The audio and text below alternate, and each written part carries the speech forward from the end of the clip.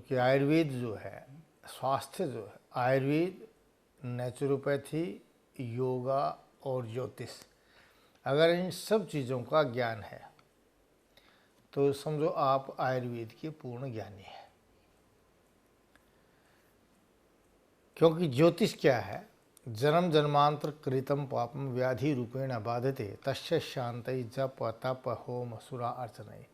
जो जन्म जन्मांतर के कर्म हैं वो व्याधि के रूप में आते हैं और उसकी शांति के लिए हमें जप तप होम देवताओं की पूजा और अर्चना करनी चाहिए। तो जो जन्म जन्मांतर के कर्म है वो हम ज्योतिष शास्त्र से जान सकते हैं। इसलिए ज्योतिष का भी ज्ञान बहुत जरूरी है। ज्योतिष क्या है? ज्योतिष भी वराहमिहिर का जो ज्योतिष शास्त्र है वो वैदिक गणना है। बाकी किसी ने लाल किताब बना दी, किसी ने और बना दी, ये सब पाखंड है। कोई कहता है जी आप ये कर लो, आपको नग पहन लो, ये हो जाएगा, वो हो जाएगी, कुछ नहीं। सूर्य की 7 किरणें हैं और 7 किरणों से 9 रत्न बने हैं। लाल, हीरा, मोती, मूंगा, पन्ना, पोखराज, नीलम, गोमेद और वैदुर्य। 7 किरणों से 9 रत्न बने हैं और उन लोगों के लिए रत्नों का महत्व है जो एसी में बैठे रहते हैं, बंद कमरे में रहते हैं। तो जिस रंग की, जिस किरण की आवश्यकता है वो किरण उसको प्राप्त हो जाए, इसलिए पूर्व काल में उन लोगों के लिए जो धूप में नहीं निकलते थे, हम नग पहना देते थे कि वो जो किरणें आ रही हैं सूर्य की, वो कुछ किरणें जो उसके अंदर कमी होगी उसको पूरा होगा, उसका शरीर स्वस्थ हो जाए। मात्र इतने तक इसका उद्देश्य है। लेकिन आज जैसे कहने लगे वो ये नग पहन लेते रुपया आ जाएगा, ये पहन लेते शादी हो जाएगी, ये कुछ नहीं। क्योंकि नगों का महत्व क्या? आपके शरीर को स्वस्थ रखना। अगर आपका शरीर स्वस्थ है तो आप खुशी खुशी रहोगे, सबको अच्छे लगोगे। जब बिजनेस पे बैठे हो, आप हंस का बात कर रहे हो, आपका बिजनेस बढ़ेगा। कोई रिश्ते वाला आ रहे हैं, आप हंस का बात कर रहे हैं तो रिश्ता भी हो जाएगा। और आप माथा चढ़ा बात कर रहे हो, आपकी गुस्सा दिखा है चेहरे पर, तो कौन रिश्ता करेगा? जब आप स्वस्थ हैं और खुश मन से सबसे बात कर रहे हैं, खुले मन से बात करेंगे तो आपकी हर चीज़ बढ़ेगी। अगर व्यापार में आप खुले मन से हैं तो व्यापार बढ़ेगा। अगर नहीं, अर्थ में, धन में, काम में, जहाँ भी है, काम वासना में भी अगर हम पत्नी के पास जाए गुस्से में कर रहे हैं तो आनंद नहीं आएगा। वहाँ हर जगह क्या है कि मन की खुशी की आवश्यकता है और मन की खुशी को प्राप्त तभी हो सकती है जब स्वस्थ शरीर होगा।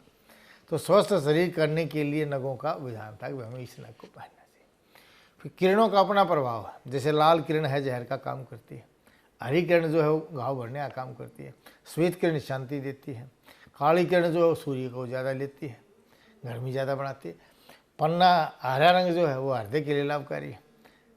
तो ये तो क्योंकि रंग विज्ञान होता है हमारे यहाँ, तो उनका हमें उसके अनुसार, मान लो कोई हृदय का रोगी है, हम उसको हरे रंग की चीज़ें पहना, हरे कपड़ा पहना दें, ठीक है ना।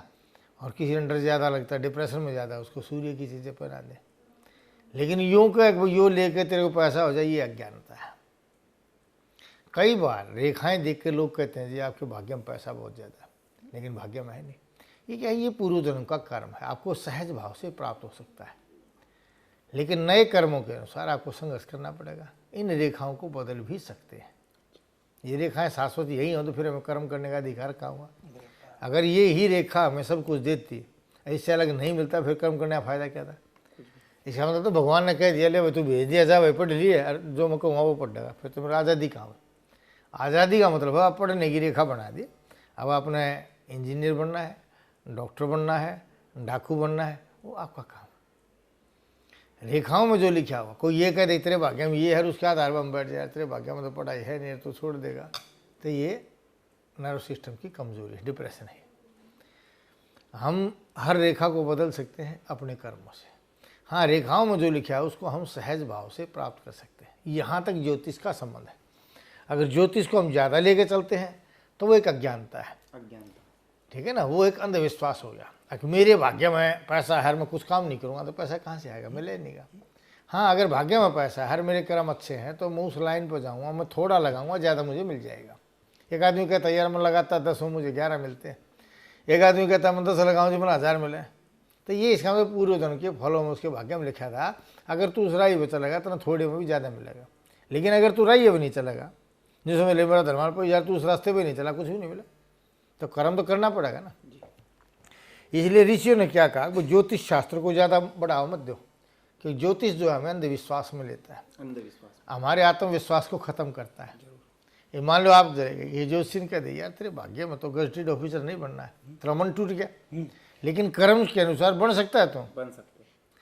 तो वहाँ तेरा जो टूट गया, इसलिए ज्योतिष शास्त्र का इतना महत्व नहीं दिया। सबसे बड़ा शास्त्र फिर आयुर्वेद शास्त्र ही बनाया गया, ये छोटी छोटी किताबों में रहेगा। अब नेचुरोपैथी क्या है? नेचुरोपैथी में कहते हैं वो नेचर के अनुसार आपको रहना चाहिए, लेकिन अगर नेचुरोपैथी अकेला नेचुरोपैथी जानता है तो उसका मतलब संपूर्ण ज्ञान नहीं है। नेचुरोपैथी वाले कहते हैं मिट्टी, पानी, धूप, हवा सब रोगों की एक दवा। तो अगर आपको मिट्टी लगानी है, जब तक आपको ये ज्ञान नहीं होगा कि ये दोष है, वातज है, पित्तज है या कफज है। मान लो ठंड का रोगी है और आपको उसने मिट्टी, आपने उसको मिट्टी आलेप कर दिया, तो वहाँ कफ और बढ़ जाएगा। इसलिए उसको आयुर्वेद का ज्ञान होना जरूरी है। इसलिए नेचुरोपैथी का बाद में संचार किया एक सहायक के रूप में। हमें ये ज्ञान होना चाहिए प्रकृति विपित प्रकृति का, वहाँ मिट्टी का लेप कीजिए। जहाँ गर्म प्रकृति का है, कब प्रकृति का आदमी है, वहाँ गर्म पानी से कीजिए, ठीक है ना। कब गर्म पानी देना है, कब ठंडा पानी देना है, कब नींबू देना है, कब उसको अचार, ये हमें ज्ञान होना चाहिए। इसलिए आयुर्वेद शाश्वत था, नेचुरोपैथी वहाँ नहीं चली। तो नेचुरोपैथी मात्र एक सहायक है। जैसे रोगी को ठीक करने के लिए कुछ समय कहा जाता है भाई पानी मत पिए, रोटी मत खाइए, इस टाइम ये मत कीजिए, एक परहेज के रूप में नेचुरोपैथी है, सदा के लिए नेचुरोपैथी नहीं, इसलिए उसका विकास नहीं कराया गया। अब आता है पंचकर्मा। क्योंकि पंचकर्म क्या है? पंचकर्म में 5 कर्म है: स्नेहन, संवेदन, वमन, विरेचन और बस्ती। स्नेहन का मतलब आपको सुबह सुबह घी खाना चाहिए। जब आयुर्वेद ने कह दिया स्नेहन मधुरम आहारम अमृतुल्यम वर्तते, अगर जिस भोजन में घी होगा और मीठा होगा उसको अमृत कहते हैं। जब आपने भोजन के साथ घी खा लिया सुबह सुबह 8 बजे से पहले, तो समझो आपका स्नेहन कर्म हो गया। सारा दिन जब आप रोटी नहीं खाओगे, पानी पीते रहोगे, तो ये संवेदन और वमन हो गया, क्यों कफ नहीं बना, सारा दिन डाइजेस्ट हो गया। वमन का मतलब हम या तो कफ को निकाल दें या हजम कर लें। हमने हजम करा दिया, आयुर्वेद कहता है आप हजम कर दो। निकालने से अच्छा जो चीज़ अंदर बनी उसको अगर पचा दो, शरीर में ताकत में काम आएगी, और निकाल दोगे तो क्या काम होगा? जो चीज़ पचने की थी उसको पचाओ, जो निकलने की थी उसको निकालो। तो कफ जो है वो पचाने की चीज़ थी, लेकिन ज़्यादा हो गया, इसलिए हम वमन करा के बाहर निकालते हैं। आयुर्वेद कहता है अगर आप सुबह रोटी खा लो, शाम में रोटी खाओगे, दिन भर भूखे रहोगे, तो जिस वमन को के द्वारा जिस चीज़ को आपने निकालना था वो अपने आप डाइजेस्ट हो जाएगी और आपके शरीर में ताकत देगा। तो उससे एक चंदे काम ज़्यादा किया। जब आप सारा दिन कुछ नहीं खाएंगे तो संवेदन और वमन आपका हो गया। जब अच्छा पानी पिएंगे तो पेट साफ हो जाएगा, उसका नाम है विरेचन। जब सारा दिन खूब पानी पिया तो दस्त लगे, अपने आप पेट साफ हो गया, उसका नाम विरेचन है। और औषध विशेष में, रोग विशेष में बस्ती की कर्म किया जाता, नहीं तो विरेचन हो जाएगा, बस्ती की जरूरत नहीं। बस्ती हम तो एनिमा, एनिमा हम जब देंगे तो हमारा पेट साफ ना होगा, विरेचन साफ नहीं हुआ। हमने तो आंत को पावर देखा, आयुर्वेद कहता है आंत को पावर देखा, आंत ऐसे काम करती है, और इसको पावर देगा, हमने पेट साफ करा दिया तो मल कहीं रहा है नहीं। मल नहीं रहा तो कौन सा बस्ती करेगा, कौन सा एनिमा देगा? एनिमा तो इसलिए दिया जाता है जो नीचे के मलाशय के अंदर कुछ मल रहेगा उसको निकालने के लिए, और हमने वो पाचन से कर दिया, ठीक है। तो आयुर्वेद महान था, पंचकर्मा ये बाद की एक सेकेंड स्टेज आई थी। फिर योग आता है। भाई योग क्या है? पहली बात तो योग करने के लायक आज के युग में कोई व्यक्ति ही नहीं है। क्यों? चिंता रहित कोई आदमी योग करेगा, टेंशन रहित आदमी कोई योग करेगा, पूर्ण स्वस्थ व्यक्ति योग करेगा। आज पूर्ण स्वस्थ ही नहीं है, इसीलिए योग खतरनाक है। योग का ज़्यादा प्रचलन नहीं था, ना व्यायाम का इतना प्रचलन था। व्यायाम कुछ लोग करते थे जो पहलवान बनना चाहते थे। व्यायाम वे लोग करते थे जिन लोगों को ज़्यादा खाना था, ज़्यादा चबाने के लिए, ज़्यादा पचाने के लिए व्यायाम करनी पड़ती है। तो आयुर्वेद कहता है हितासी शान मितासी शान, आप हितकारी खाओ, थोड़ा खाओ। जब हितकारी खाओगे, थोड़ा खाओगे, पचाने की जरूरत है ना, आपको पच जाएगा। कब पचाने की जरूरत है? जब तू ज़्यादा खागा। तू ज़्यादा खाओ मत ना, एक तो अनाज बचेगा, थोड़ा खाओ हजम हो जाएगा, जो चलने फिरने में हजम हो जाएगा। तो योग का भी विधान हमारे यहाँ इतना नहीं था, रोग विशेष के अंदर योग का था। नहीं तो आपको आयुर्वेद में कहा हमें दीर्घ श्वासी होना चाहिए, लंबा सांस लेना चाहिए। रोजाना सीधे बैठ के लंबे सांस लिए तो अपने दैनिक क्रिया में, वैसे भी जैसे बैठे काम बैठे सीधे बैठे लंबे सांस लिए जाओ, छाती में लेना चाहिए। इसलिए मैं मंत्र को कल कह रहा था ना कि आप मंत्र जो बोलो हो, लंबा सांस लो फिर बोलो, ये दीर्घ श्वास हो जाएगा। ये प्राणायाम है अपने आप। लंबा सांस लिया और मंत्र बोलो, कोशिश करो एक सांस में 4 मंत्र बोल दो, तो दीर्घ श्वास होना चाहिए। अब लोग ये कहते हैं कि जी सांस निश्चित है। जब आपके सांस निश्चित हैं, व्यायाम करने से सांस जल्दी जल्दी चलेगा, इसका मतलब उम्र छोटी कर रहे हैं। तो वहाँ क्या होना चाहिए, हमें दीर्घ श्वास ही होना चाहिए। व्यायाम तो हमारे लिए खतरनाक होगी ना, मृत्यु लाओगे तो कहाँ से रही। तो ये चीज़ें क्योंकि समसामयिक थी, क्योंकि वेदों में जो ज्ञान था, जब हम महाभारत के बाद गुलाम हुए तो यहाँ अमेरिका आए, इंग्लैंड आया, अंग्रेज लोग आए, उन्होंने देखा कि ये लोग जो है पेड़ पौधों की जड़ी बूटी बनाते, तो इन्होंने उसमें से केमिकल निकाले, केमिकल थेरेपी से आपकी अंग्रेजी दवाइयों का निर्माण कर दिया। लेकिन उनको ये नहीं पता था, अब ये लोग मूली खा गए, अगर पत्ते नहीं खाएंगे तो ये मूली बवासीर कर रही है, और मूली के साथ पत्ते खा लेंगे तो बवासीर को ठीक करेगा। मनुक्का अकेली खा रहे हैं तो बवासीर पैदा कर रहे हैं, मनुक्का का बीज साथ में खा लेंगे तो दस्तावर का काम करेगी। अमरूद अगर बगैर बीज के खाएंगे तो अमरूद कब्ज करता है, और बीज के साथ अमरूद को खा जाएंगे तो ये दस्तावर है। उन्होंने उन चीज़ों को छोड़ दिया, एक चीज़ का केमिकल लिया, केमिकल लेकर उसका इलाज कर दिया, इसलिए उनके इलाज से आज साइड इफ़ेक्ट हो जाते हैं। संपूर्ण खाने से कोई साइड इफ़ेक्ट नहीं था, वो उसकी कमी को दूर कर रहा था। उन्होंने एक चीज़ ले ली, एक चीज़ ली तो इसलिए जो दूसरी चीज़ का काम था रुक गया, तो क्या होगा, साइड इफ़ेक्ट हो गया। फिर जो है यूनान के लोग आए, होम्योपैथी जिन्होंने बनाई, उन्होंने देखा ये लोग तो सरों से निकालते हैं, दवाई पिलाते हैं। उन्होंने एक्सट्रैक्ट थेरेपी बना दिया, एक्सट्रैक्ट निकाला, ये जूस है 5 मिनट में ख़राब हो जाता है, लेकिन वैसे सिर्फ तो 1 महीने तक इधर रखो ख़राब नहीं होता, क्योंकि उसके साथ उसके पत्ते का जो छोकर था उसका प्रभाव था, उसने वो छोड़ गया, उसमें से एक्सट्रैक्ट निकाल लिया, और एक्सट्रैक्ट देगा तो जो प्रभाव सारी चीज़ें थे उनका तो प्रभाव शरीर पर नहीं आया ना, इसलिए होम्योपैथी फैल होगी। फिर चाइना के लोग आए, इन्होंने देखा ये लोग तो मसाज कर रहे हैं, और हम मसाज करके ठीक कर दें, तो उन्होंने पॉइंट बना लिए एक्यूप्रेशर और पंक्चर का उदाहरण करें। लेकिन उनको ये नहीं पता था कि भाई एक्यूप्रेशर और पंक्चर भी जब काम करेगा जब शरीर का संपूर्ण सर्कुलेशन ठीक होगा। ये बाप ने यहाँ से तो मल को निकाल दिया, यहाँ से निकाल दिया, आगे कौन निकालेगा, वो आगे जाकर रुक जाएगा। ये पॉइंट आज आपने ख़राब कर दिया, कल वो आगे जाकर रुक गया, आगे से कहाँ निकालेगा। इसलिए आयुर्वेद में कहा गया भाई जो संपूर्ण चिकित्सा है तो औषध चिकित्सा है, और मल को आप बाहर निकाल दीजिए, निकल जाए तो हार्ट पंपिंग कर रहा है, हार्ट का जो लीवर पाता है, लीवर साफ करके गुर्दे को देता है, गुर्दे का जो मल है वो पेशाब के द्वारा बाहर निकाल दे, सिस्टम वो है। उससे अलग तो कहीं डंडी मार के उसको हलाओगा, हिल तो जाएगा, कुछ टाइम आराम भी पड़ेगा, लेकिन आगे जाकर रुक जाएगा। एक टाइम पता चला कि एक्यूप्रेशर भी काम नहीं कर रहा है। फिर ये लोग आए नेचुरोपैथी वाला कि ये लोग तो भाई खाने पीने सिस्टम बताओ, उन्होंने अपने ढंग से डेवलप कर दिया, नेचुरोपैथी को ज़्यादा डेवलप किया। फिर एक आधे से साथ चोर आ गए, उन्होंने कहा योग डेवलप कर दो, लेकिन योग के लिए उन लोगों ने जैसे पेट साफ नहीं किया, आपका भस्त्रिका प्राणायाम करा दिया, लोगों का हर्निया बन गया। बगैर नाक में तेल डाले उन्होंने अनुलोम विलोम प्राणायाम करा दिया, आंखें लाल होगी, समझे कि नहीं, क्योंकि उनको नहीं पता था वो किस अवस्था में क्या चीज़ करना। ये तो पूरा आयुर्वेद जाना है ना, इसलिए संपूर्ण आयुर्वेद का ज्ञान हुए बगैर आप नेचुरोपैथी करोगे तो भी गलत, योगा करोगे तो और गलत, पंचकर्म करोगे वो कतई गलत है। उन्होंने क्या किया, फिर साधारण आदमी भी जीवित रह सके, साधारण आदमी भी ठीक रह सके, तो उसने एक सामाजिक क्रिया बना दी। अब सुबह उठो, अच्छे घी की वाली रोटी खा लो, सारा दिन रोटी मत खाओ, शाम का भोजन 4 बजे के बाद रात में 12 बजे करो, अपने आप पेट साफ हो गया, स्नेहन स्वेदन वमन विरेचन आपका बनता रहा दिन भर। खूब पंचकर्म हो गया फिर अपना। हाँ, यही तो पंचकर्म हो गया ना, अलग से पंचकर्म की बात नहीं, जरूरत नहीं है। केरला वालों ने डेवलप किया, बोला जी पंचकर्मा डेवलप कर दिया, पंचकर्मा किया, इतना आपने किया, इतना ठीक रहा, 2 दिन में घर आए फिर हो गए, क्योंकि कुछ समय के लिए आपने पंचकर्म किया, सारी जिंदगी तो रह नहीं सकते। लेकिन आयुर्वेद ने तो ऐसा बता दे तू सारी जिंदगी रहे। आयुर्वेद का तो वो पंचकर्म आता है जो इतना सारे दिन सहज भाव से रह सकता है, सारी जिंदगी रहेगा, आगे नहीं, क्योंकि ये सब सिद्ध साधित चोर थे, इसलिए वो विधाएं आगे जा करके कुछ टाइम के लिए रुक जाते हैं। तो आयुर्वेद इसलिए अनंत है, अनादि है, और सभी रोगों का इलाज आयुर्वेद में ही संभव है, क्योंकि आयुर्वेद कारण को देखता है।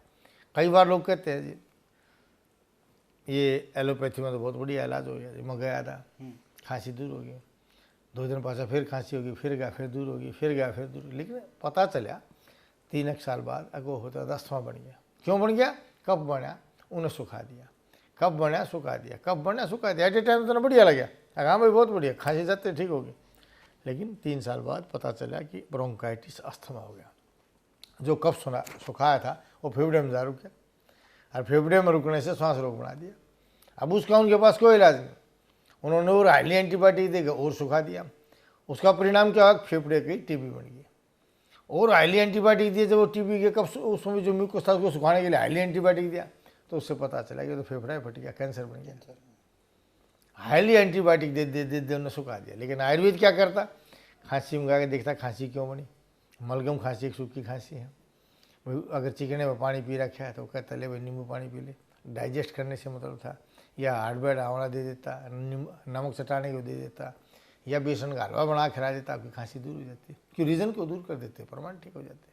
उन्होंने रीज़न को दूर नहीं किया। इसीलिए हमारा उद्देश्य ये है कि भाई हम जो हमारे घरेलू इलाज हैं, जो रसोई घर के इलाज हैं, उन इलाजों को प्रत्येक व्यक्ति पहले की तरह से जाने, जैसे हमारे बुजुर्ग जानते थे। उनको पता होता है अब ये दे दो वो दे दो। तो हमारे इस कार्यक्रम का भी उद्देश्य ये है कि हम उस ज्ञान को सभी लोग जानें, जिससे छोटी कोई समस्या आई तुरंत दे दी, ठीक हो गया। पूछिए आप क्या पूछना चाहते हैं। पंडित जी, ये घरेलू उपचार की श्रेणी में ही अपन किचन के अंदर कुछ चीज़ें रहती हैं, बाकी जिनको आयुर्वेदिक का पूर्ण ज्ञान न होने के कारण, दूसरे शब्दों में कहे तो अपने घर की गृहिणी, अपनी धर्म पत्नी ही एक डॉक्टर है जो उस किचन को संभाल रही है। वहाँ कुछ छोटी छोटी चीज़ें हैं। हर बात के लिए डॉक्टर के पास भागने की बजाय यदि अपन आयुर्वेदिक का, यदि अपने को आपके दर्शानुसार संपूर्ण ज्ञान है, तो इन चीज़ों को प्रिकॉशन के तौर पे, जैसा अदरक और सूंठ, सूंठ को चूने में प्रोसेस करके सूंठ बना हुआ है, इनकी तासीर क्या है, क्या घरगुती किन किन बीमारियों पर, और क्या सूंठ एंटी एलर्जिक है। देखिए आयुर्वेद क्या कहता है, शरीर में गर्मी की अधिकता का नाम एलर्जी या इन्फेक्शन है। और एलर्जी और इन्फेक्शन कब बनती है, गर्मी की अधिकता कब बनती है, जब शरीर में खाए हुए भोजन का रक्त नहीं बनता। जैसे गाड़ी का रेडिएटर है, पानी घूमता है, जब तक पानी है गर्माता नहीं, और पानी खत्म हो जाता है गर्मा जाता है। ऐसे ही शरीर में जब रक्त का पूरा निर्माण नहीं होता, यानी वो रेडिएटर रूपी पानी कम हो जाता है, तो शरीर के किसी अंग में गर्मी बढ़ जाती है, उसके नाम एलर्जी, उसी का नाम इन्फेक्शन। समझे कि नहीं। तो हमने गर्मी, आयुर्वेद कहता है कि भाई एंटी एलर्जी क्या है। आपने अगर हाजमा अदरक से हो गया, सौंठ से आपने हाजमा कर लिया, डाइजेशन बन गया, डाइजेशन बन गया, रक्त बन गया, रक्त बन गया, तो एलर्जी और इन्फेक्शन खत्म हो गया। अब आप इसको ये कहो कि ये एंटी एलर्जी है, या तो अंग्रेजी भाषा है। लेकिन आयुर्वेद क्या कहा, ये पाचक है, पाचक है, यानी डाइजेस्ट कराने वाली है। है नहीं, जो पेट साफ करेगी वे कहेंगे जी लैक्जेटिव, हम कहते हैं रेचक है, रेचक है। अगर उन्हें फोड़ के बाहर निकाल दी। हाँ, ठीक है ना। हाँ। हम इसको पाचक की परिभाषा दे सकते हैं, क्योंकि एंटी एलर्जी होता तो हमेशा, जैसे एंटी एलर्जी की दवाई खाने वाले, एंटी एलर्जी की दवाई अंग्रेजी वालों की जो डॉक्टर खाते हैं, बच्चा खाता है, पेशेंट खाता है, तो वो मोटे होते चले जाते हैं, हड्डियाँ कमज़ोर हो जाती हैं। लेकिन हमारे यहाँ जो एंटी एलर्जी, क्योंकि हमने डाइजेशन किया, डाइजेशन करके ना तो वो मोटा होगा, ना वो पतला रहेगा, ना उसकी हड्डियाँ कमज़ोर होंगी, ना वो उसका आदि बनेगा, क्यों, हमने तो सिस्टम को ठीक किया। उन्होंने एंटी एलर्जी बनाई, जिसका प्रभाव आदि मोटा हो गया, हड्डियाँ कमज़ोर हो गई, एंटी एलर्जी जो खाओगे। लेकिन हमारे में क्या किया, हमने रक्त का निर्माण किया। जब रक्त से रक्त, मांस में दस्ती, मज्जा, शुक्र, तो सारी धातुएं ठीक बन गई, तो कोई चीज़ कमज़ोर नहीं हुई, मेद नहीं बढ़ा, चर्बी नहीं बढ़ी, ना मोटापा आया, तो क्या हो गया, हम परमान ठीक हो गए। इसलिए आयुर्वेद को, सौंठ और अदरक को एंटी एलर्जी कहने से अच्छा है हम इसको कहेंगे पाचक है, पाचक, और जो पाचन शक्ति को, इसलिए आयुर्वेद को कायग्नि प्रदान किया कि हम हर चीज़ का इलाज जठराग्नि से लेते हैं। जठराग्नि को ठीक करके, पाचन करके हम कान के दर्द को दूर करें, हम जठराग्नि को ठीक करके सिर के दर्द को दूर करते हैं, हम जठराग्नि को ठीक करके हड्डियाँ बनाते हैं, हम जठराग्नि को ठीक करके शुक्र बनाते हैं। वे लोग कहते हैं कि अस्थि स्पेशलिस्ट के पास ले जाओ, न्यूरो सर्जन के पास ले जाओ, यूरो सर्जन के पास ले जाओ, हैं, और नर्व वाले अंकोलॉजिस्ट के पास ले जाओ। वहाँ एलोपैथी वाले अलग अलग, हम तो नहीं कहते, सारे जो एक सादे सब सदे, सब सादे सब जाए। अगर पेड़ की अगर टहनी में कोई खराबी आ गई तो भी हम जड़ में दवाई देंगे, पत्ते में खराबी आ गई तो भी जड़ में दवाई देंगे, फल में खराबी आ गई तो भी जड़ में देंगे। लेकिन अंग्रेजी वाले क्या कहते हैं, फल खराब हो गया, फल का कपड़ा बांध दो, टहनी खराब हो गई, टहनी का चम लेप लगा दो, पत्ता खराब हो गया था, पत्ते को लेप लगा दो। इसलिए ना पत्ता बचता, ना टहनी बचती, ना आम बचता, ना फल बचता, बीमारी बढ़ती चली जाती। हम कहते जड़ में दे दो पानी, सारी चीज़ अपने आप में ठीक हो जाएंगी। जड़ ठीक होगी तो कहीं कोई विकार नहीं बना। आज एक फल को आपने ठीक कर लिया, वो पत्ता टहनी अगली खराब हो जाए, कहाँ तक ठीक करेगा। नीचे से ठीक होता होगा, ना टहनी खराब, ना पत्ते खराब, ना फल खराब, सारी चीज़ बढ़िया बना। इसलिए आयुर्वेद जो है ना संपूर्ण इलाज है। उसी प्रकार ये काली मिर्च बहुत ही इम्पोर्टेंट चीज किचन की है, इसके क्या क्या प्रयोग है और इसको आयुर्वेदिक में किस प्रकार से। देखिए तीन चीज़ें हैं जिसको त्रिउष्ण कहते हैं। इसमें पहला था आपका सौंठ, दूसरा है काली मिर्च और तीसरा है पीपल। ये त्रिउष्ण आते हैं, सबसे ज़्यादा ये गर्म है। अच्छा। और त्रिउष्ण होने के कारण इनका अलग अलग प्रभाव है। जैसे हर को, अदरक को कहते हैं आर्द्रयति जिह्वाम इति आर्द्रक है, जो रस धातु का निर्माण करे उसका नाम अदरक है। आपकी जीभ का जो रसन ये भोजन को पचाता है, तो अदरक को पाचक बोलते हैं इसलिए कि ये इस रस को पैदा करता है। आर्द्रयति जिह्वाम इति आर्द्रक है। अदरक जो जिह्वा को गीला कर दे, जिह्वा के रस को ज़्यादा बढ़ा दे, उसका नाम अदरक है। और ये रस ज़्यादा बढ़ाकर डाइजेशन हो जाएगा। मिर्च का नाम है मर्यति धातुन इति मिर्च है, जो धातुओं के विषाणुओं को मार देता है, मतलब सूक्ष्म से सूक्ष्म छिद्र में जाकर विषाणुओं को नष्ट कर दे, उसका नाम मिर्च है, जिसको हम काली मिर्च बोलते हैं। काली मिर्च बोलते हैं। समझ गए? तो काली मिर्च क्या है, सूक्ष्म से सूक्ष्म तंतुओं में जाकर के नष्ट कर देती है। यानी यूँ भी कह सकते हैं हम कैंसर को भी इससे नष्ट कर सकते हैं, क्योंकि कैंसर सूक्ष्म छिद्र में जाकर बनता है। जब वो बड़ा हो जाता है, डेवलप हो जाता है, इसलिए हमें फोर्थ स्टेज में पता चला या थर्ड स्टेज में पता चलता है, फर्स्ट और सेकंड नहीं पता चलती, क्योंकि सूक्ष्म छिद्र वाली हमने कोई चीज़ प्रयोग नहीं करी। काली मिर्च की जगह हम लाल मिर्च खाने लगे या हरी मिर्च खाने लगे, काली मिर्च का प्रभाव खत्म हो गया। तो काली मिर्च जो थी सूक्ष्म छिद्रों में जाकर वहाँ से बीमारी को नष्ट करती, हमने उसका प्रयोग नहीं किया, इसलिए सूक्ष्म छिद्र से बढ़ती बढ़ती जो भारी छिद्र पाया, तब हमें पता चला कि कैंसर हो गया, बड़ा रूप ले लिया। बड़ा रूप ले लिया। इसलिए हमारे यहाँ सौंठ, काली मिर्च, पीपल का विधान था कि डाला जाए। वैसे जनरली नमक, सेंधा नमक और काला नमक, इस प्रकार से तीन अलग अलग रूप में अपन उसको परिभाषित करते, तो प्रत्येक का कुछ अलग गुणधर्म है और अलग उपयोग है। जो पहला नमक है, जो समुद्र से बनाया जाता है, वो सबसे निकृष्ट है। ब्लड प्रेशर का कारण जो है। ब्लड प्रेशर का कारण है, एसिड का कारण है। हाँ। और काला नमक क्योंकि ये प्राकृतिक नहीं है, इसको बनाया जाता है एसिड डाल करके। अच्छा। तो जो बनाए जाती हैं वो सभी चीज़ें जो प्रकृति से ज़्यादा तो हो नहीं सकती, भगवान ने जो चीज़ बनाई है उससे ज़्यादा अच्छी तो हो ही नहीं सकती, तो इसलिए काला नमक का भी उतना महत्व नहीं। हाँ, गैस बन गई, थोड़ा बहुत एक आध खा लिया, थोड़े के रूप में हम इसको प्रयोग कर सकते हैं। नहीं तो सेंधा नमक जो सबसे उत्तम नमक है, जो उपवास में चलता ये कभी एसिड नहीं बनाता, कभी बीपी नहीं बनने देता, ये पाचक भी है, रेचक भी है, दीपन भी है। ठीक है ना। हाँ। किचन का एक आइटम वैद्यराज जी जीरा होता है। ऐसा सुनने में आया है कि गर्मी के दिनों में बाहर निकलने के पहले जीरे को थोड़ा सा तंबाकू टाइप लेके सूटा मार लो तो आपका दिमाग शांत रहेगा और धूप आप पे असर नहीं करे, तो ये विधान सही है?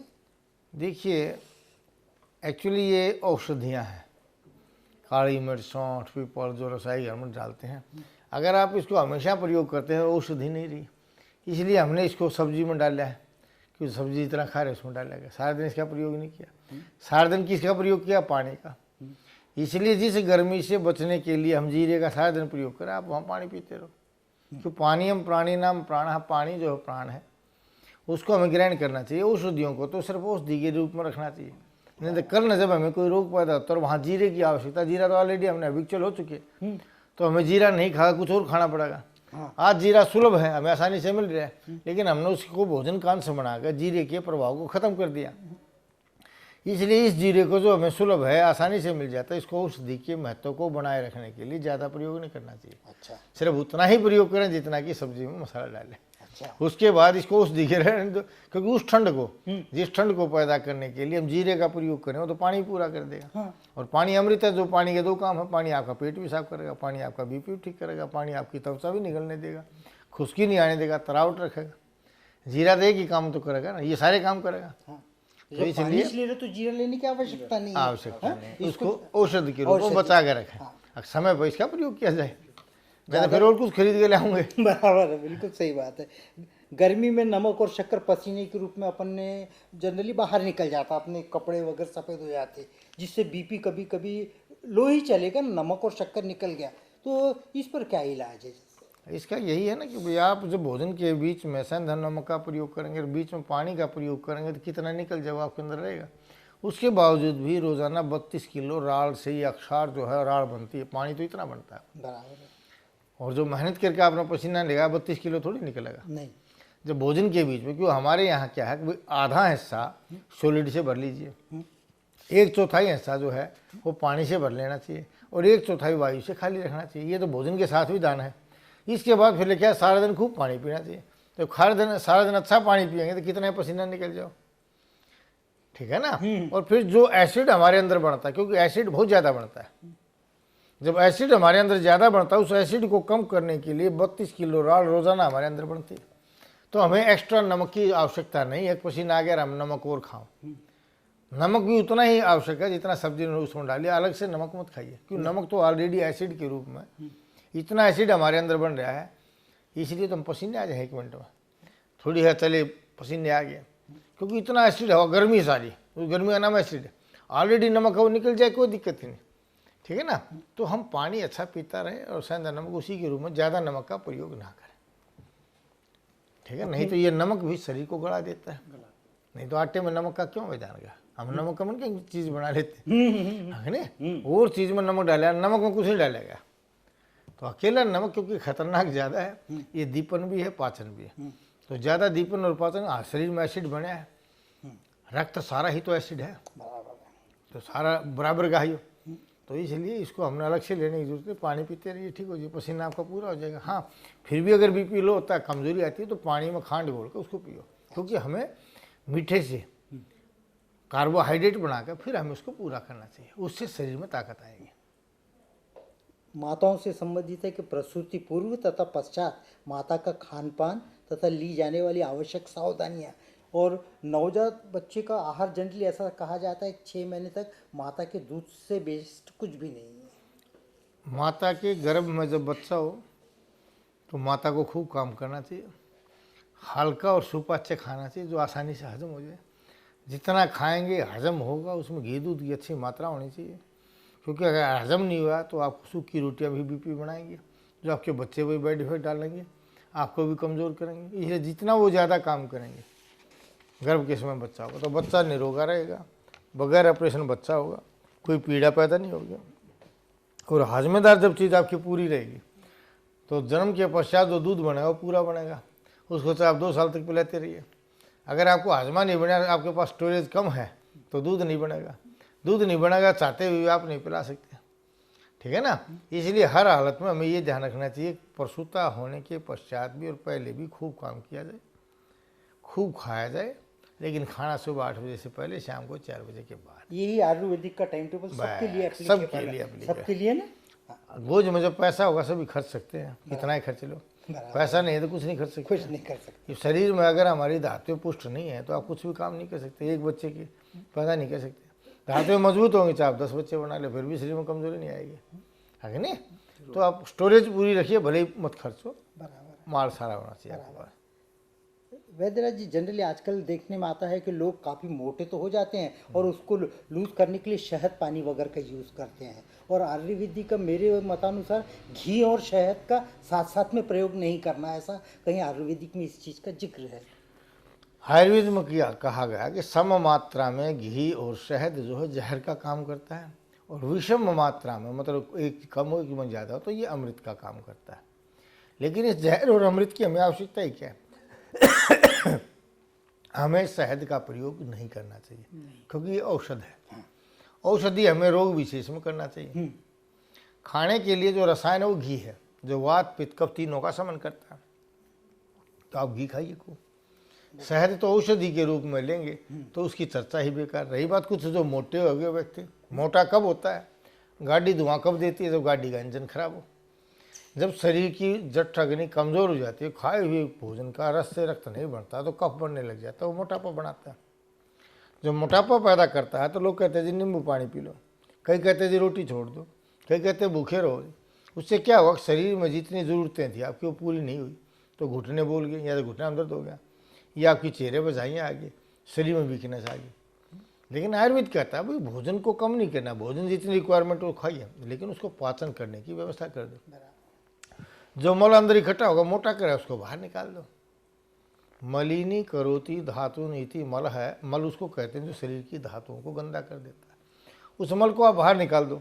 जब मल बाहर निकल जाएगा तो मलिन नहीं होगा, मलिनता नहीं होगी तो मोटापा नहीं आएगा, डाइजेशन हो जाएगा तो फिर भी मोटापा नहीं आएगा।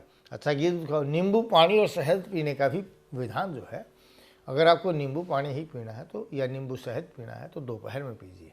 अच्छा। लोग सुबह सुबह जो पीते हैं गलत है, क्योंकि हल्का हो गया वो तो, और सुबह प्रकृति में कफ पड़ता है, भारी चीज़ होता है, तो हमें भारी चीज़ खानी चाहिए।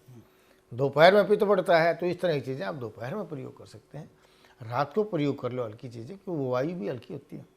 सुबह आपको भरपेट भोजन करना चाहिए। कुछ छोटी छोटी बीमारियां हैं, जैसे कुछ कुछ बच्चों को बड़ी भी उम्र के हो जाती है, उनको बिस्तरे गीले हुए करने की शिकायत रहती है। इसके कई कारण हैं। एक तो बच्चे का अगर दिल कमज़ोर हो तो भी ये समस्या बन जाती है, पेट में कीड़ा हो तो भी बन जाती है। कई बार माँ बाप के ध्यान न देने के कारण भी आदत बन जाती है। अगर रात को सोते समय अपने बच्चे को पेशाब करा कर लिटा दे, रात को सोने से 1-2 घंटा पहले दूध पिलाएं, तुरंत पहले दूध पिलाकर ना सुलाएं, तो ये समस्या दूर हो जाती है। जहाँ आयरन की कमी के कारण ये चीज़ होती है, तो वहाँ आयरन को बनाने के लिए लोहे की कढ़ाई में सब्जी दाल का प्रयोग करें, या लोहे की कढ़ाई में दूध को उबाल के उसके आयरन को पूरा कर दे, जिससे कि रात की सोते समय की जो पेशाब करने की बच्चों की आदत है वो दूर हो जाएगी। फिर भी लगता है 1-8% पर आवश्यकता है तो वैद्यों के पास जाएं, उसको देखेंगे क्या चीज़, उसके अनुसार उसकी औषधि चिकित्सा हो जाएगी। नहीं तो इसी से ही ठीक हो जाता है कि रात को हम तकरीबन क्या है हमारी आदत, अगर दूध पिया सो गया तो सोते समय दूध मत पिलाइए, 1.5-2 घंटा पहले पिला दो, और सोते समय कुछ ना दे करके लिटा दीजिए, ठीक हो जाएगा। तो उसी प्रकार देखने में आता है कि कुछ लोगों को नींद में काफ़ी ऊंची आवाज़ में ये खर्राटे लेने की शिकायत हो जाती है। खर्राटे आज सबसे बड़ी समस्या है, और एलोपैथी में और आज के साइंटिस्ट में मेरे ख्याल में आज तक इसका उन्होंने कोई रिसर्च ही नहीं किया कि खर्राटे क्यों आते हैं। क्यों आते हैं? आज खर्राटे आ रहे हैं सबसे ज़्यादा, क्योंकि आज से पहले लोग घी दूध खूब खाया करते, और जो लोग घी दूध खाते हैं उनको कभी गर्मी नहीं बढ़ती। जब गर्मी बढ़ जाती है, जैसे ना भी डिग जाती है बार बार गर्मी डिगने बढ़ने से, ऐसे ही हमारा काग भी तालू के नीचे का जो हिस्सा है वो गर्मी से लटक जाता है, और जो लटकता है तो श्वास नली के साथ वो अटैच हो जाता है। जैसे हम कापी के पन्ने दबाकर फूंक मारेंगे तो आवाज़ निकलती है, सेम हम सांस लेते हैं तो आवाज़ गटर गूंगी आने लग जाती है। या दूसरे शब्दों यूँ कहिए कि जब आपकी आहार नली, जैसे जीभ मोटी होगी ना, जी बच्चा पैदा होता भी जीभ पतली होती है, क्योंकि उस टाइम पर आंत बिल्कुल क्लियर है। जब आंत में मल जमता चलेगा, जितना मल उसमें जम जाएगा उतनी ही आपकी आंत मोटी हो जाएगी, और जितनी आंत आपकी मोटी होगी वो श्वास नली को दबा लेगी। जब श्वास नली को दबाएगी और हमने श्वास लेना है तो आवाज़ खर्राटे के रूप में आने लग जाएगी। तो हमें वहीं क्या चाहिए कि उसका पतलापन करना चाहिए, डाइजेशन ठीक करके जो आहार नली मोटी हुई है, जिसकी जीभ मोटी होगी उसको पतले करने का प्रयत्न करना चाहिए। जैसे ही जीभ पतली हो जाएगी, गर्मी कम हो जाएगी, खर्राटे आने बंद हो जाएंगे। खर्राटा भी एक गर्मी का रोग है।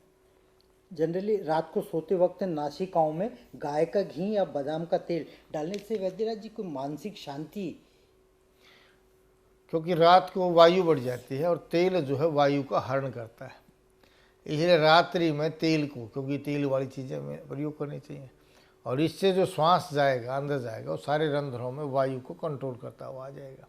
वायु के साथ मिलकर वो सारे वायु के कार्यों को पूरा करा देगा, ठीक करा देगा, तो आपको मानसिक बल मिलेगा।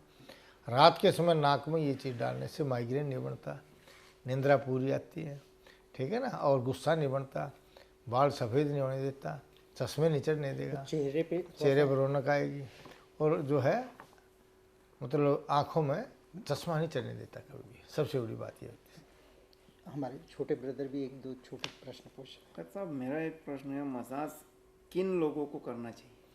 मसाज उन लोगों को करना चाहिए और स्वयं अपने हाथों से करना चाहिए जो मिट्टी में काम करते हो, कुश्ती करते हो, वरना मसाज का कहीं भी ध्यान नहीं है। बाथरूम में बैठकर नहाने से पहले 5 मिनट अपने हाथ से सूखा अपने शरीर को रगड़ लीजिए। मसाज का मात्र उद्देश्य इतना था कि आपकी जो घर्षण अग्नि है, अगर दूसरे की अग्नि आपसे टकराएगी तो जो ताकतवर हो चला जाएगा, जैसे बाली की ताकत खींच लेता था, ऐसे ही अगर आप ताकतवर हैं तो दूसरे की अग्नि आपके अंदर आ जाएगी। आप कमज़ोर हैं तो उसकी अग्नि जो आपको प्रभावित कर देगी। इसलिए मसाज स्वयं अपने हाथों से करनी चाहिए। बाथरूम में बैठ कर 5 मिनट पहले पूरा सही सूखा रखना चाहिए। घर्षण विद्युत से आपकी नस नाड़ी खुलते चले जाएँ। मसाज में कहीं तेल का विधान नहीं है। सूखी मसाज घर्षण विद्युत को पैदा करने के लिए बनाया गया है। गर्मी के दिनों में लोग बालों में तथा पैरों के तलवे में मेहंदी का प्रयोग करते, क्या इसमें फायदा होता है? ये रोगी है, रोग को दूर करने के लिए, शरीर को ठंडा रखने के लिए वे लोग मेहंदी का प्रयोग करते हैं। आपने गर्मी बनी, प्रकृति ने आपको ज्ञान करा दिया, लेकिन आपने क्या किया, अज्ञानतावश मेहंदी लगा दी, पानी में पैर रख लिया, तो आपने इलाज तो नहीं किया ना। प्रकृति ने आपको एक शुभ ज्ञान दिया था कि आज गर्मी बढ़ गई भाई, इस गर्मी का इलाज कर ले। आपने इलाज नहीं किया, गर्मी को ठंडे लेप से दूर करने का प्रयत्न किया। ऐसी अवस्था में अगर जहाँ आपको पैरों पर पानी डालने की या मिट्टी डालने की आवश्यकता है तो पानी में खांड डाल के पीना शुरू कर दीजिए। आपकी गर्मी कम हो जाएगी, आपको पैरों में मेहंदी लगाने की आवश्यकता नहीं पड़ेगी। नहीं तो आज आप पैरों में मेहंदी लगाएंगे, कल पता चला कि आपको गर्भाशय की ग्रंथि बन गई, कैंसर बन गया। क्योंकि गर्मी रुकी और पैरों में आई या तो नर्व पैदा कर देगी, पिंडलियम पेन और दर्द बढ़ा देगी, कि वो गर्मी तो ऊपर रहेगी, ऊपर रही तो नसों को सुकेड़ देगी। तो इसलिए लेडीज की पिंडलियम ज़्यादा दर्द होता है, तरुणी को ज़्यादा मेहंदी लगाती है। या फिर और अग्नि ऊपर तक गई तो गर्भाशय का कैंसर भी यही कारण होता है उनका। नहाते समय कहा गया कि हमें पैरों पर पहले पानी डालना चाहिए, उसके बाद छाती पर, उसके बाद सिर पर डालना चाहिए। जो पहले लोग सीधा सिर पर डालते हैं वो भी एक बीमारी का कारण बनता है। इसलिए जैसे ही आपको लगा गर्मी होगी तो उसको छिपाने का प्रयत्न ना करें, उस गर्मी को दूर करने के लिए आप पानी में खांड डाल के पी लीजिए, बगैर छौंक की सब्जी बनाइए, ठीक है ना, लिक्विड अच्छा प्रयोग कीजिए, अपने आप दूर हो जाएगा। वैसे ही और कई बार क्या होता है, विटामिन सी की कमी कारण भी जलन होती है, तो दिन में 2-3 बार जूस पी जाइए, उससे ठीक हो जाएगा। नींबू पानी पी लीजिए, उससे भी ठीक हो जाएगा। वैसे कभी कभी जागरण वगैरह हो जाने के कारण उसको हमारे तरफ माजूली बोलते, आंखों के पलकों पे बारीक बारीक ऐसे फुंसियाँ, फुंसियाँ आ जाती हैं, तो वो भी गर्मी का ही कारण है। हाँ, उसको हमारे यहाँ बोलते हैं, आँखों में जो हो जाती है ना, ये फुंसी सी बन जाती है। हाँ बाहर, और उसको फोड़ने की इच्छा होती है कि जैसा वो सब गर्मी से होता है। जैसे उबाल आता है, पूरा उबाल नहीं आता, थोड़ा फूल के रह जाती है तब वहाँ से, तो गर्मी की होती है। रात को ज़्यादा देर तक नहीं जगना चाहिए, क्योंकि उससे एसिड बन जाता है, और वो पित्त अगर ये करता है तो हमें रात को अगर जगने का भी है तो आप रात को जैसे चाय पीते हो वो ना पी करके पानी में खांड डालो, उसको पीजिए। विद्यार्थियों में ये समस्या ज़्यादा देखी जाती है थोड़ी सी। वो चाय पी के रात भर जगते रहते हैं। आप मीठा पानी पी के जग के देखिए ना, गर्मी बढ़ेगी, ज़्यादा भी तेज हो जाएगी। प्रश्न का कि अब कुछ कल के लिए एक ले लेते। थायराइड के ऊपर घरगुती उपाय आयुर्वेद के उपचार क्या है? देखिए, थायराइड एक्चुअली कोई रोग नहीं है। अगर आप इसको साधारण रूप से ये समझें, जो व्यक्ति सुबह 8 बजे से पहले भोजन कर लेगा, खाली पेट न दूध न फल न चाय कुछ नहीं लेगा, थायराइड कभी होता ही नहीं है। आज हर लड़की को थायराइड हो रहा है। क्यों हो रहा है? कि मोटापे के चक्कर में कभी मोटी ना हो जाए, भोजन का प्रयोग नहीं करती, घी नहीं खाती, लेट रोटी खाती हैं, चाय पीती रहती हैं, इसलिए सबको थायराइड बढ़ता जा रहा है। नहीं तो पहले पेट पूजा बाद में काम दूजा। जिसने सुबह उठते ही भोजन कर लिया उसको थायराइड नाम का तो रोग हो ही नहीं सकता। ना उसको शुगर बन सकता, ना उसको माइग्रेन बन सकता, ना उसको सर्वाइकल बन सकता। जिस व्यक्ति को थायराइड है तो उस व्यक्ति ने ये अपनी दिनचर्या का आचार दिनचर्या ठीक कर ले, और फिर भी जो बन चुका है उसके लिए 1 चम्मच धनिया रात को भिगो दे, सुबह उबाल के उस धनिया के पानी को ठंडा करके उस पानी के साथ अनार का छिलका अंगुली के पोरवे जितना सुबह सुबह रोज़ाना खा ले, 1.5 महीना लगातार खाए, सदा के लिए थायराइड ठीक हो जाएगा। पर परहेज सारी ज़िंदगी रखना है कि हमें खाली पेट दूध फल चाय नहीं लेना, सुबह 8 बजे से पहले भोजन करो, थायराइड कभी बनता है नहीं। दिन में भोजन मत करो। थायराइड में क्या होता है, आदमी मोटे हो जाते हैं, पतले हो जाते हैं। पतले हुए होंगे जिनका एसिड ज़्यादा बन गया, सुबह सुबह रोटी खा ली तो एसिड नहीं बनेगा, पतला नहीं होगा। और मोटे हुए होते हैं जिनका डाइजेशन खराब हो गया, आपने सुबह खाया शाम को खाया, दिन में डाइजेशन हो गया, तो मोटापा कहाँ से आएगा? यही तो लक्षण है ना उसका, वो लक्षण खत्म। थायराइड की गिनती ठीक आ जाएगी, फिर क्या? थायराइड का उपचार है धनिया। धनिया, सूखा धनिया 1 चम्मच रात को भिगो दीजिए, ठीक हो जाएगा। वैद्यराज जी, आज आपने हमारे प्रश्नों का आयुर्वेदिक के माध्यम से हमारा बढ़िया उनका उपचार तथा उसके बारे में ज्ञान दिया, उसके लिए धन्यवाद।